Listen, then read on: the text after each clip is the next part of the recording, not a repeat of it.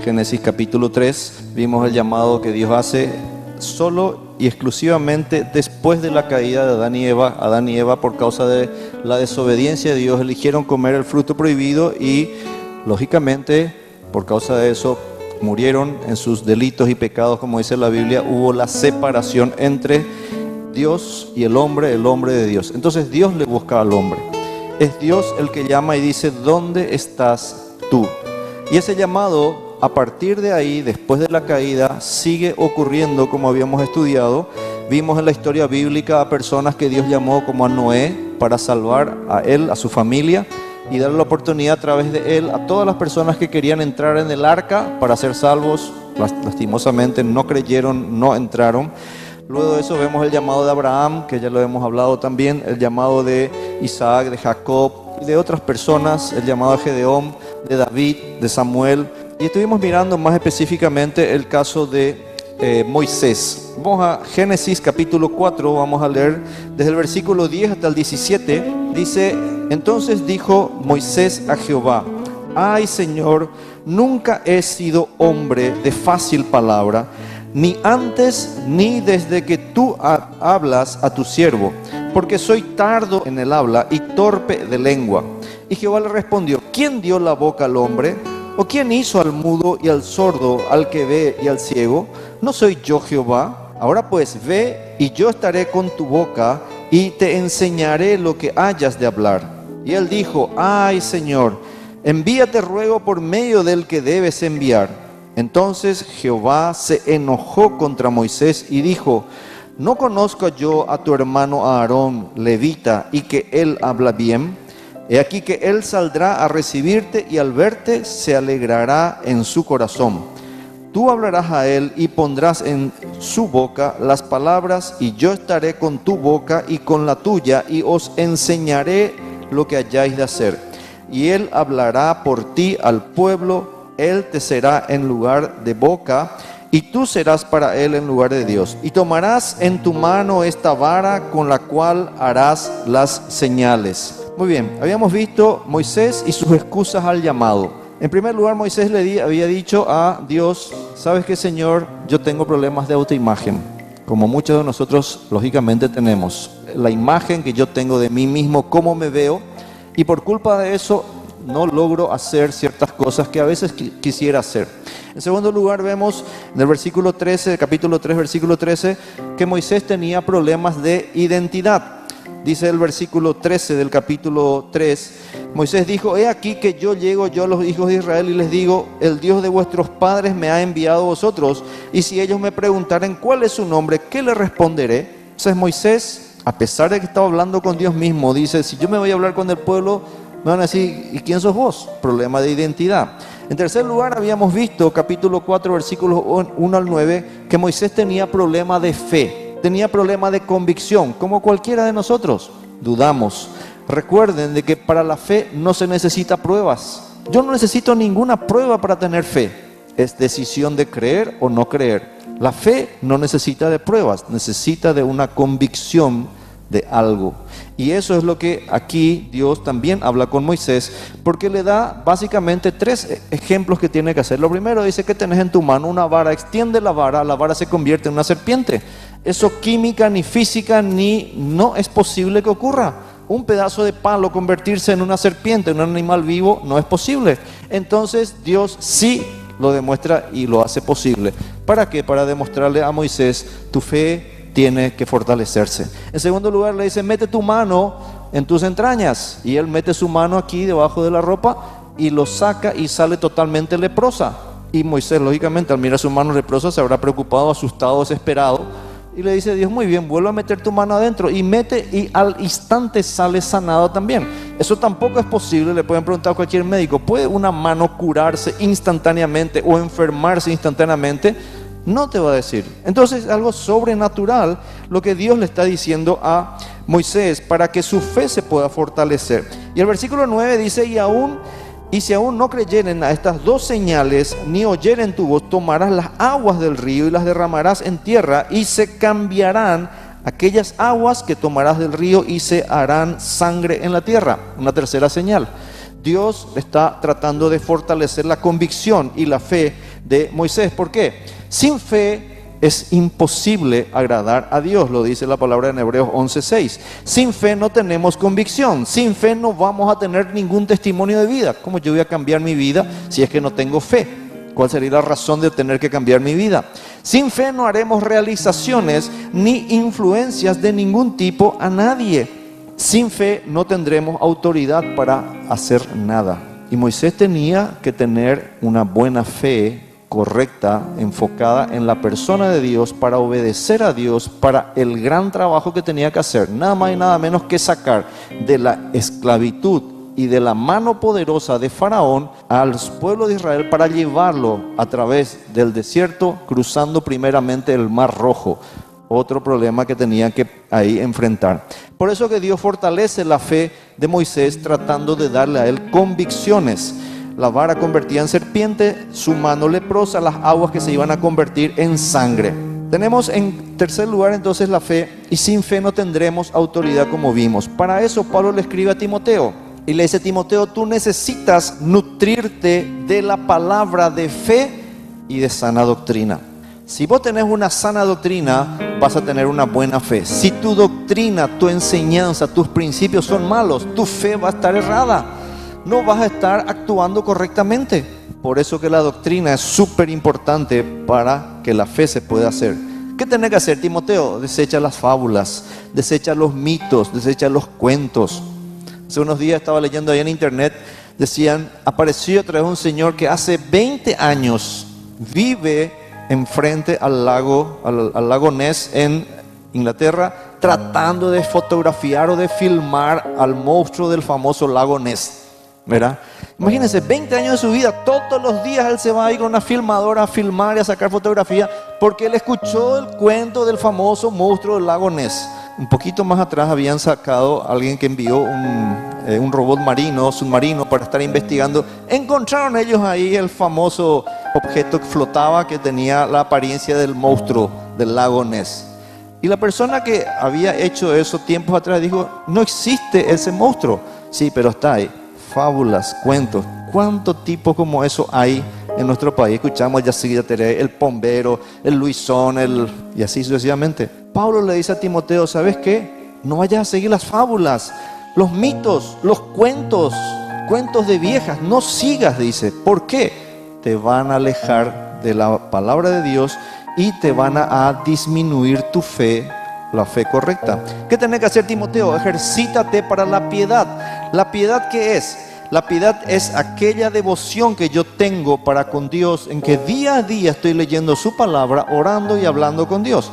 La piedad tiene promesas en la vida presente y en la vida futura. Pablo le dice a Timoteo: tenés que ser ejemplo también, en palabra, en conducta, amor, espíritu, fe y pureza. Estoy pasando rápido porque ya lo hemos visto el domingo pasado. Entonces, la práctica de la piedad es la que a vos te va a hacer fuerte cuando tengas que enfrentar las verdades o las mentiras que aparecen en este mundo. Tomar la decisión para que tu fe se fortalezca. Ocúpate en la lectura de la palabra de Dios. Ocúpate en la exhortación y enseña la palabra de Dios. Si te ocupas en estas cosas, vas a ser una persona firme, que no te vas a dejar mover fácilmente por lo que crees. Recuerda, Timoteo, quién eres tú y dónde estás. Vos sos un líder dentro de una iglesia que se te puso allí con imposición de manos. Se te ha dado un don, el desafío de que vos puedas mantenerte firme. Y ten cuidado de ti mismo. Y, vuelta otra vez, la misma palabra, la doctrina. La doctrina es el conjunto de enseñanzas y principios que la palabra de Dios nos da para que nosotros podamos tener en concreto la dirección correcta. La doctrina no se puede aprender si no lees la palabra de Dios. Mucha gente dice, y la Biblia aquí que don Luis estaba mostrando, hermosa Biblia, espectacular, yo lo estuve viendo de cerca, mirando, me encanta, pero no me sirve de nada si es que yo agarro y lo pongo, como mucha gente lo hace, abierto allí en una mesita, en una parte de su casa. Nunca la lee, pero está ahí abierta. Vos te vas y le visitás y la gente está ahí, te vas una semana después, está en el mismo lugar abierto.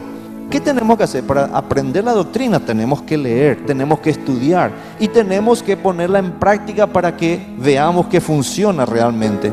Entonces, ¿cómo tratamos con nuestra fe en Dios? Ya hemos visto también esto. La fe todos tenemos fe. Los que creemos en Jesús tenemos fe y los que no creen en Jesús también tienen fe. El hombre no se puede mover sin fe. Como yo les había dicho, te vas a un restaurante y vos miras la carta y decís, quiero comer una pizza esta mañana o esta noche y tráeme una pizza que tenga, qué sé yo, queso catupirí, que tenga atún, y empezás a mirar todas las cosas. Y viene el mozo después de un buen tiempo y te trae un pedazo de pescado así bien recién hecho a la parrilla. ¿Así ocurre? No, ¿qué le vas a decir? Pues yo te pedí una pizza y me trajiste un pescado. No es correcto, ¿por qué? Tu fe entró en ejercicio, en acción en aquella carta. Y vos creíste esa carta sin siquiera ser inspirada por Dios. Nosotros tenemos aquí la palabra de Dios que dice Dios y lo garantiza, y la historia lo demuestra, la arqueología también. Eso es palabra de Dios. Por eso que nosotros tenemos fe y tenemos que ejercitarla en la persona correcta. La palabra de Dios va a hacer que nuestra fe sea objetiva y que va a ser productiva. Romanos capítulo 10, 17 dice, así que la fe viene por el oír y el oír de la palabra de Dios. Entonces Dios nos dejó su palabra conteniendo los hechos de Dios, de la creación, para que le conozcamos y creamos en Él. La palabra de Dios, dijo el Señor Jesucristo en Juan 17, 17, Padre, santifícalos en tu verdad. Tu palabra es verdad. El Salmo 119, 160 dice, la suma de tu palabra es verdad. El que lee entonces la palabra de Dios va a ser edificado espiritualmente y va a estar fuerte en los momentos que nosotros pasamos a veces con crisis. El hecho correcto que nosotros tenemos que desarrollar es, primero, la fe nuestra tiene que estar fundamentada en los hechos relatados en la palabra de Dios. Ahí nosotros depositamos nuestra fe sobre un fundamento correcto, y los sentimientos, las emociones, todo va a acompañar con eso. Entonces venimos aquí, cantamos, alabamos a Dios y decimos, Señor, te estamos alabando. ¿Por qué?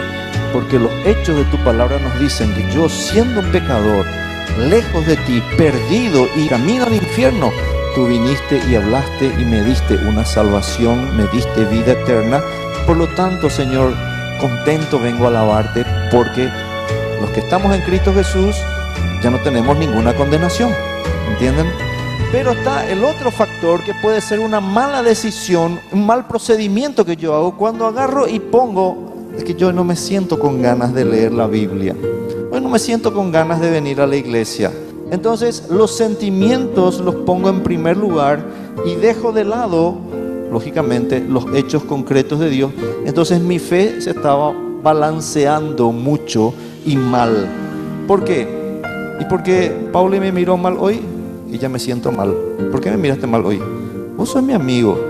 Y Pablo a lo mejor estaba pensando no sé en qué, pero me miró mal, pero no me miró mal a mí, sino que miró mal porque estaba pasando mal. Pero yo me sentí mal porque me sentí mal. ¿Entienden? Así actuamos nosotros erradamente.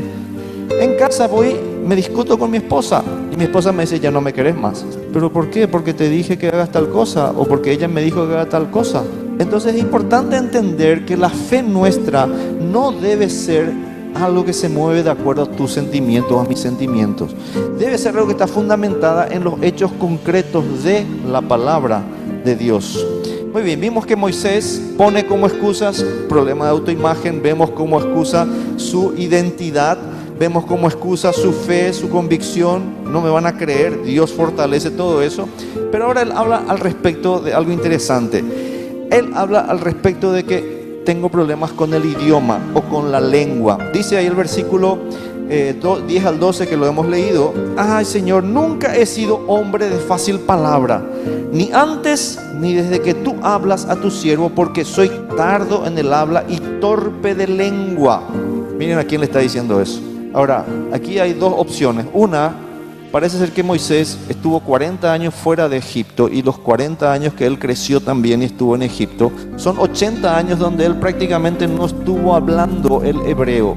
Entonces es posible que su idioma nativo ya haya perdido o se haya olvidado, como cualquier persona que viaja al extranjero y se va y vive allá y está todo el día hablando la otra lengua, el otro idioma, y después se olvida o se le tranca la lengua, ya no puede pronunciar. Los paraguayos, por ejemplo, que hablamos guaraní, a veces que se van mucha gente allá afuera, después cuando viene aquí quiere hablar guaraní, tiene la lengua dura. O alguien que vivió en los Estados Unidos y vivió de vuelta aquí, quiere irse allá y tiene la lengua dura en la pronunciación. Bueno, pero de cualquier manera, aun cuando sea el tema que perdí el idioma o sea una persona medio tartamuda, fíjense que delante de Dios no hay excusa. Porque el versículo 11 me dice: Jehová le respondió, ¿quién dio la boca al hombre? ¿O quién hizo al mudo y al sordo, al que ve y al ciego? Y fíjense lo que dice después: ¿no soy yo Jehová? Moisés, espera un poquito. ¿A quién lo que vos le querés decir este tema del idioma o de la lengua o de tu habla que es torpe? ¿A mí me estás queriendo decir? No, Moisés, esa no es excusa. Vamos a mirar un poquito lo que dice Esteban en Hechos capítulo 7 versículo 22. Hechos capítulo 7 versículo 22. ¿Qué dice Esteban al respecto de Moisés? ¿De quién era Moisés realmente según el concepto que tenía Esteban? Hechos 7:22 dice: y fue enseñado Moisés en toda la sabiduría de los egipcios, y era poderoso en sus palabras y obras. Dice la Biblia que Moisés era poderoso en palabras y en obras. Espera un poquito. Y acá Moisés dice: no, Señor, yo soy torpe de labio. ¿Qué pasó? Lo que pasó es que cuando Moisés se enfrentó con Dios, le quiso poner una excusa. Pero cuando Esteban está relatando el hecho, ya habla de un Moisés que sí se decidió y le sirvió a Dios. Y Dios le hizo a él un hombre poderoso en palabras y en obras. Así es Dios. Cuando vos te pones delante de Dios y decís: Señor, yo no sé hablar, pero ayúdame, ¿sabes qué va a hacer Dios contigo? Te va a hacer hablar. A mí me pasó una vez en el año 2000, si mal recuerdo, 2004, tenía que irme a Rumania a una conferencia que me habían invitado para ir a hablar. Y me iba a ir con Rubén Trinidad. Día lunes, nosotros teníamos que viajar día jueves. El día lunes Rubén Trinidad tiene el accidente, el ACV, ¿verdad? Tiene un derrame y no puede viajar conmigo. Yo tenía que ir a encontrarme con personas que no les conocía, que hablaban inglés, y mi inglés, yo a pesar de que estudié todo inglés, a mí se me fue mucho el lenguaje y todo lo demás. ¿Qué hice? Toda esa semana me puse a hablar y dije: Señor, vos tenés que ayudarme, yo no sé qué voy a hacer. Y tenía que ir porque yo era el que tenía que estar dando las conferencias. Entonces me puse a orar y todo el viaje de ida hablando con Dios, diciendo: Señor, tenés que ayudarme. Llego allá, llegábamos con el vuelo a medianoche hasta Bucarest, y ahí empezamos el drama. Se fueron toda la gente y me quedé yo solito en el aeropuerto. Apagaron todas las luces. ¿Y usted qué va a hacer acá?, me dice el tipo ahora. Y le dije: me tienen que pasar a buscar. En eso entra una persona corriendo así. Veo en el papel que traía, nomás veo que decía Paraguay. Entonces le dije: ¿estás buscando a alguien en Paraguay? Hablando en mi inglés, ¿verdad? Y la persona me dice: sí. Entonces le dije: bueno, yo soy la persona, y empezamos a hablar. Salimos desde ahí hablando en inglés hasta la ciudad. Llego allá, el pastor de la iglesia me recibe, donde yo iba a quedarme a dormir en esa iglesia. Me dice: usted mañana va a predicar, me dice. Le dije: ¿hay alguien que habla español? No. ¿Portugués? No. ¿Italiano? No. ¿Vas a predicar en inglés? Ni Biblia en inglés yo no tenía. Y me puse esa noche a orar, le pedí al que me preste una Biblia en inglés, me consiguió, y me puse a predicar al día siguiente. Tuve que predicar 15 minutos, hasta que después parece como dijo: bueno, basta ya. Y yo decía: ¿qué voy a predicar? Y fue tan interesante porque Dios puso un intérprete, que claro, cuando uno es de lengua materna inglés y le está hablando a alguien que no habla bien el inglés, el tipo no entiende porque son cuadrados, ¿verdad? Pero otro era tan flexible, me dice: tan claro tu inglés. Y yo decía: Señor, solo vos podés hacer eso. Después tuvimos que viajar hasta el lugar de la conferencia. Ahí tenía que predicar. Bueno, ahí había un traductor, un español, ¿verdad? Ken Barrett, que estuvo por aquí una vez. Y fue tan interesante porque para mí fue esa experiencia: Señor, yo no voy a poder hablar. Estoy en un país que no hablo su idioma. ¿Qué puedo hacer? Acudir al Señor. ¿Y saben qué? Dios me capacitó para poder hablar con gente. Me sentaba y hablaba en inglés con personas, con un americano que lo había conocido en los Estados Unidos. Me puse a hablar 2 horas y media en inglés con él perfectamente, compartiendo justamente sobre el ministerio. Ahora vos me decís: no, pero vos hablabas un poquito de inglés. Sí, pero lo que yo hablaba de inglés para decir buenos días, buenas tardes y comidas y cosas así, sí, pero para entrar a hablar en inglés de un lenguaje teológico es totalmente diferente. Pero ¿saben qué? Clamé a Dios y Dios realmente me capacitó. Y justamente pensando, cuando estaba haciendo este estudio, me puse a pensar acá: ¿a quién le estás diciendo, Moisés, que vos no podés hablar?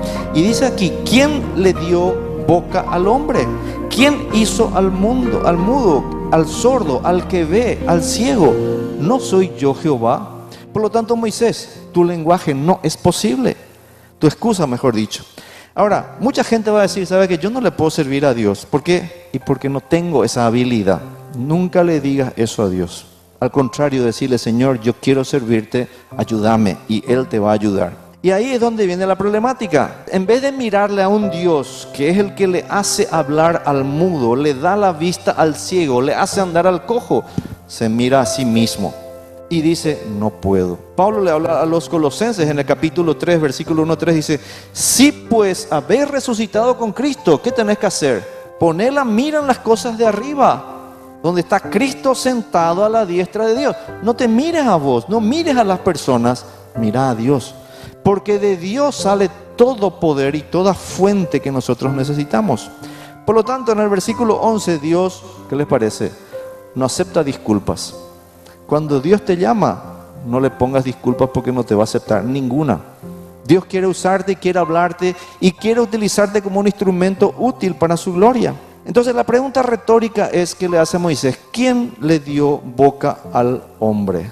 Y todas esas preguntas que hacen, ¿quién hace que el mudo hable, que el sordo oiga y que vea el ciego? Aquí dice, ¿no soy yo Jehová? Sí, eres tú, Señor. Esa es la respuesta correcta. Dice el Salmo 94, 8 y 9, entended necios del pueblo, y vosotros fatuos, cuando seréis sabios, el que hizo el oído no oirá, el que formó el ojo no verá. Y esa es la gran diferencia que tenemos nosotros con nuestro Dios vivo que tiene oídos y oye, y no como en el Salmo 115 habla de la imagen de las estatuas que tienen ojos pero no ven, oídos y no oyen, manos y no pueden moverlas, pies y no pueden andar. Así son las estatuas que hacen los hombres, a quienes ellos le llaman un Dios que no es igual a nuestro Dios. Dios capacita plenamente. Dice el versículo 12, ahora pues ve y yo estaré con tu boca y te enseñaré lo que hayas de hablar. ¿Excusas? No hay, Moisés, te vas a ir, yo voy a estar con tu boca, yo voy a poner las palabras en tu boca y voy a hacer con que puedas hablar. Y esa frase es importante. Sabes que cuando Dios te envía a hacer algo, nunca te deja solo. Siempre está contigo, siempre te capacita. Por lo tanto, lo que tú tienes que hacer en este caso es estar online, como se dice, o estar en compañía con Dios permanente, en buena comunión con Dios. Él va a enseñar lo que tiene que hablar. Pero viene otro problema. ¿Moisés con eso se puso contento? No, acá viene su problema de necedad. Dice el versículo 13 del capítulo 4 de Éxodo, y él dijo, ay Señor, envíate ruego por medio del que debes enviar. ¿Qué es la necedad? La necedad es una decisión que toma la persona de rechazar el camino correcto. No es un problema de nacimiento, no es una enfermedad la necedad, es una decisión que toma el individuo de no aceptar las cosas que tiene que hacer o que tiene que enfrentar. Ese es el necio. Ya se acordaron ustedes de la ilustración que yo dije, se van a ir dos personas y le dicen, che, vamos por la playa, está lindo el día, vamos pues, sí, no hay problema, dice, entonces empieza los preparativos, él se va y compra los anteojos más oscuros para el sol, usa su sombrero, su protector solar, lleva una conservadora grande llena de hielo, lleva una estera donde ponerse y una sombrilla grande. Y están ahí los dos acostados en la playa y sale, che, qué lindo que está el sol, le dice un compañero al suyo. Dice, el sol no existe, le dice. Eso es necedad. Él compró el protector solar, el anteojo oscuro, el sombrero, la sombrilla, preparó todo el refresco para la sed y todo lo demás con agua, con hielo, con lo que sea, y dice que el sol no existe. Así es el necio, ¿entienden? La necedad no es alguien que tiene falta de fe. La necedad es la decisión que tomó la persona para no querer hacer aquello que Dios declara. Y Moisés toma esa actitud aquí en este momento. Dice el Salmo 32:8, te haré entender y te enseñaré el camino en que debes andar. Sobre ti fijaré mis ojos. No seáis como el caballo o como el mulo sin entendimiento, que han de ser sujetados con cabestro y con freno, porque si no, no se acercan a ti. Fíjense la figura que está usando Dios de mucha gente. Dice, ¿sabe qué? A vos te tuve que poner freno. A vos te tuve que darte con garrote. Dice, ¿por qué? Porque no querías entender. No es que no podías entender, no querías entender. Ese es el necio. Si leen el libro de Proverbios y ponen ahí la palabra necio, les va a salir cuántas veces y cómo es la actitud del necio. ¿Y saben que mucha gente actúa así? Y Moisés actuó así. Nada más y nada menos delante de ¿quién? De Dios. Pero Dios desistió y esto es lo interesante. Entonces dice, a ver quién resiste más Moisés, más o menos aquí. Vos me pusiste ya hasta ahora básicamente 5 excusas para no hacer lo que te estoy diciendo. Ahora, ¿contra quién Moisés estaba queriendo ser necio? Dice el versículo 14, entonces Jehová se enojó contra Moisés y dijo, ¿no conozco yo a tu hermano Aarón levita y que él habla bien? He aquí que él saldrá a recibirte y al verte se alegrará en su corazón.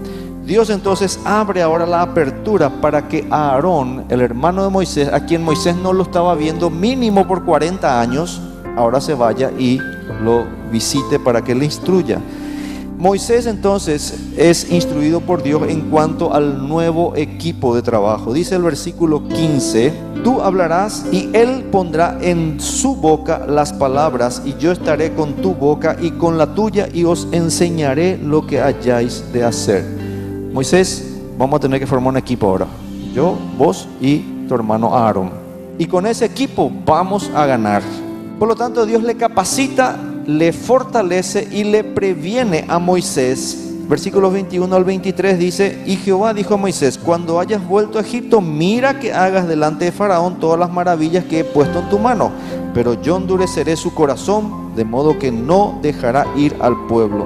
Y dirás a Faraón, Jehová ha dicho así, Israel es mi hijo, mi primogénito, ya te he dicho que dejes ir a mi hijo para que me sirva, mas no has querido dejarlo ir, he aquí que yo voy a matar a tu hijo primogénito.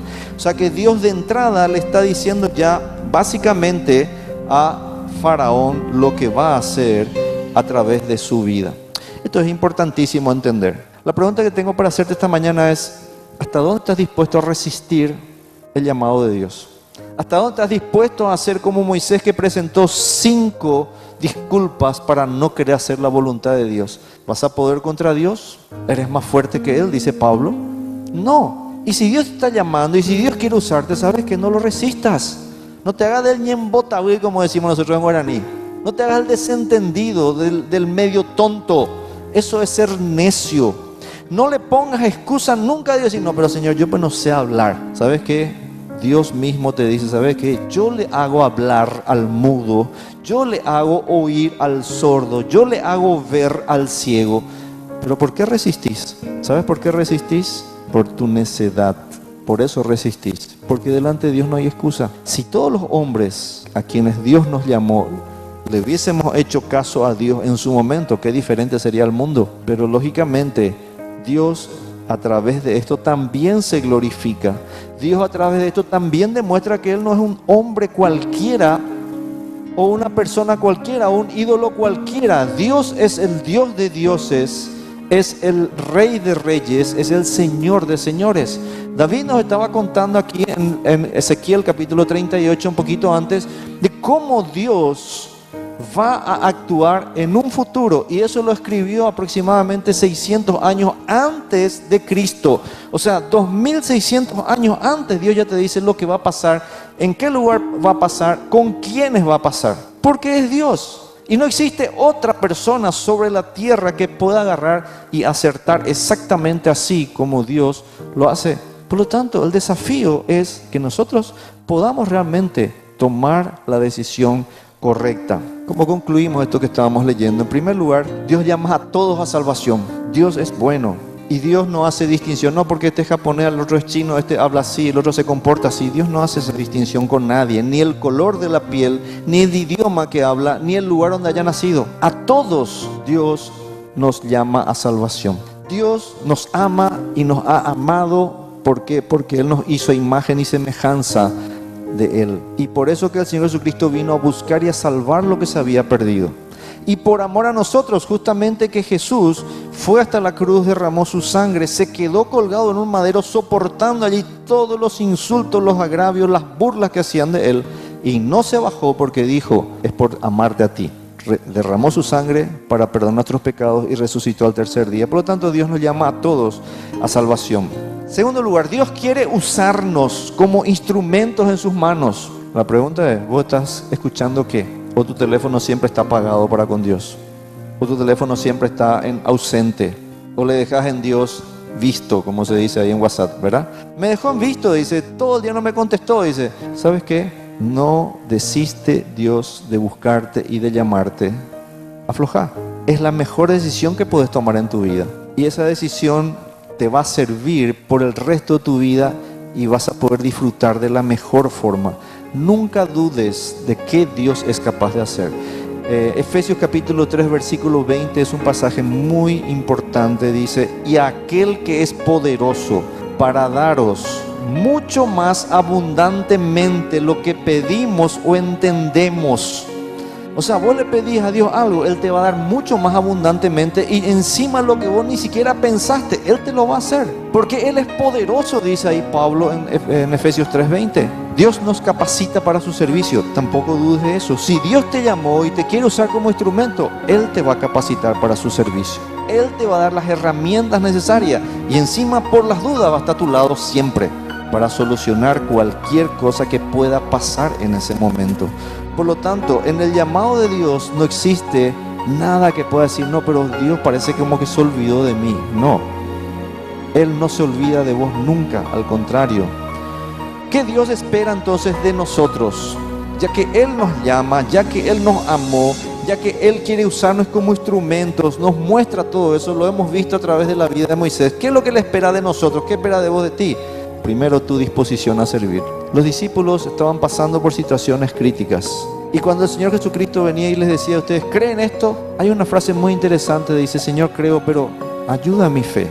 Lo dice un ciego, ayuda a mi fe. Y así puedes decirle, Señor, yo tengo dudas, como todos tenemos dudas. Pero si vos le decís al Señor, tengo dudas, Señor, ayuda a mi fe, es la mejor oración de humildad que puedes hacer en ese momento. Porque ahí Dios te va a estar ayudando. Porque Él quiere ver tu corazón. Él quiere ver tu disposición para el servicio. ¿Qué más espera a nosotros? Nuestra obediencia absoluta, nuestra obediencia constante. Solamente eso es lo que hace falta. Eso es lo que Él quería de Moisés. Pero cada argumento que Moisés puso, Dios lo fue desarmando hasta que le dijo, vas a hacer. Y se acabó, ya no hay más excusa, Moisés. Entonces Él espera la obediencia. Y Moisés, a pesar de todo eso que leímos y vimos su actitud, lo que leímos en Hechos 7:22, que dice Esteban de él, hombre poderoso en hechos y palabras. ¿Qué diferencia entre un Moisés necio que se resistió a Dios y ahora un Moisés que dice, Dios lo capacitó y le hizo hombre poderoso en hechos y palabras? Entonces, ¿qué espera? Tu obediencia absoluta, porque la obediencia es una demostración de tu fe. Si no tenés fe, no vas a obedecer. Si tenés fe, vas a obedecer. Y como todos tenemos capacidades de fe, simplemente acá lo que queda es obedecer. Y quiero recordarte, si no obedeces por las buenas, Dios va a saber cómo apretarte. Y eso no te recomiendo. No le tientes a Dios, no le desafíes a Dios, no hagas que Dios se enoje como se enojó con Moisés, porque en este caso no te va a ir bien. El desafío, el deseo es que realmente nosotros podamos escuchar la voz de Dios y dejar de que Dios nos vaya guiando y nosotros tener disposición y obediencia. Muy buen día, que el Señor les bendiga.